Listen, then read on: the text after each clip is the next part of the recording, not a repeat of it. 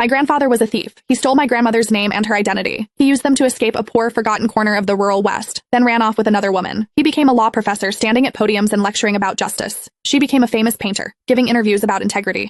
My grandmother spent her whole life trapped in that same dying farmland. Everyone called her an old maid. She never stopped waiting for him, not even on her deathbed. 50 years later, I clawed my way out of that godforsaken place on the strength of 2 generations, my grandmother and my mother. I made partner at a top law firm. It was graduation season. I sat in the lead interviewer's chair. Across from me sat a girl, polished, confident, the most outstanding graduate from the best law school in the state. I opened her resume and flipped through it page by page. Then I stopped at the family information section. I stared at that name for a very long time. I looked up at her and said quietly, "You didn't get the job." The girl's smile froze on her face. "Excuse me?" I closed her file and repeated, more loudly this time, "You didn't get the job." The other interviewers exchanged glances. The partner on my left leaned in and dropped his voice to a whisper. "Ms. Smith, she's only 22, national mock trial champion, 6 published papers in top journals. She's a star. Please reconsider," he whispered, but the room was too quiet. She heard. She straightened up. "I've made my decision," I said, pushing the file aside. "Isabel Harrington, you didn't pass this interview. Please leave." Everyone stopped breathing. Her composure finally cracked. She slammed both hands on the table and stood up. "What do you mean?" I didn't answer. I just looked at her face. Her eyes, her nose, the line of her jaw. All painfully similar to an old photograph I had stared at for years. My hands clenched. Her brow furrowed in anger.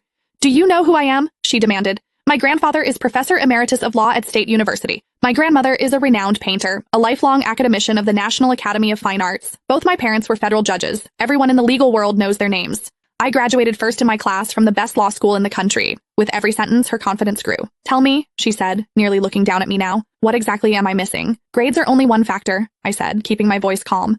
"In this profession, I also care about character and a clean disciplinary record. As for your family, they don't give you any extra credit here. Please leave." She stiffened. This was probably the first time anyone had ever rejected her so publicly. Her face flushed red. "You're maliciously targeting me." She snatched her papers and jabbed a finger at me. "Evelyn Smith, right? Just wait.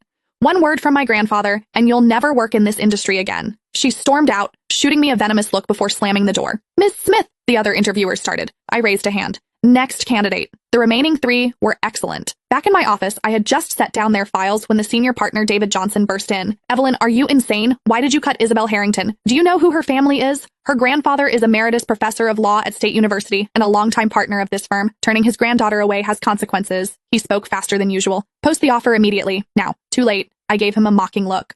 "I've already returned her file." His face went blank. Then his phone rang. One glance at the caller ID changed his expression. He walked out without another word, throwing me a look that said, "You have just started a war." I wasn't afraid. I had waited too long for this day. I finished reviewing the other candidates' files. The door opened. David Johnson walked back in, slightly hunched, escorting an elderly woman.